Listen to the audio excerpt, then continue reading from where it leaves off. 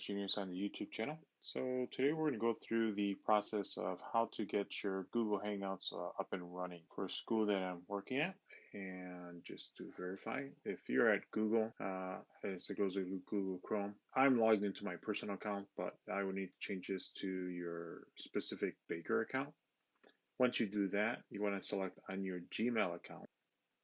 And then once this opens up, you want to go ahead and right here where it says Hangouts, on the bottom left. It may automatically appear as what you see here with information, or if you wait for that little window status to disappear, you would select this bubble button here one time, it'll make it disappear, and then press it again so it can refresh, and then you can just go ahead, hit the plus sign, and then type in the specific email of the individual you want to reach or the actual Dirge's name.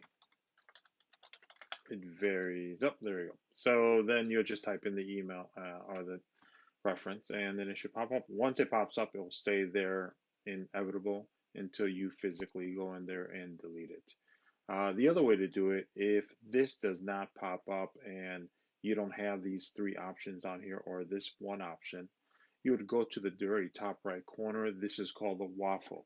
The Waffle is basically where you have your selected of apps. Now, normally you may not see the Hangouts here right away. So there's two ways you can do it. There's one bottom left, or actually correction, three ways.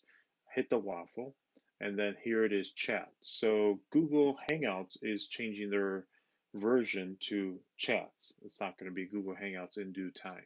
So if you select on chats, it opens another tab automatically, and then you can just chat with the individuals by going here, finding the people here, type in their names, and so forth. You can also create rooms or groups or an etc.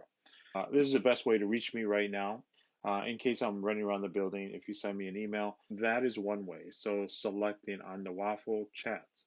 Now the other one is in case chats is not there, if you scroll down, you'll be able to find Hangout. If you, instead of scrolling down each and every time for it, if you put your left cursor on Hangouts and then drag upwards by holding the left key, as you can see, you can move it up, and then you use a scroll wheel, and then you move it up again.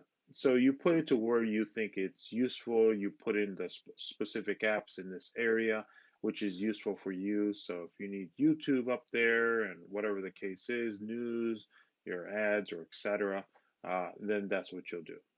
So hopefully this helps you out in understanding how to open chat or Hangouts. So again, if you hit Hangouts, it opens another tab similar to chats, except chats is a little bit more wider. You see everything, whereas in Google Hangouts, you only see this individual here.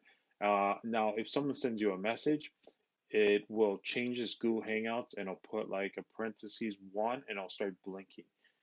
Just like how your email says inbox 5, it just basically means that someone sent you a message. Same thing is for here under chat as well. So hopefully this helps you out. Feel free to subscribe and follow up with any information by down below. Thanks.